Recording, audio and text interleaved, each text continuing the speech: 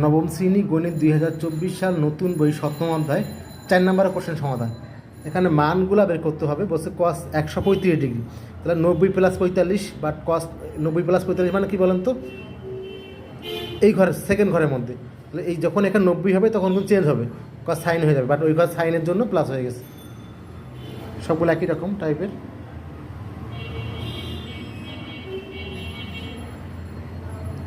এখানে 390 মানে কি 360 প্লাস, তাহলে এটা কিন্তু ট্যান ট্যানে থাকবে। এখানে সাইন 30 থাকবে, এখানে 190টাই কট ট্যান হয়ে গেল।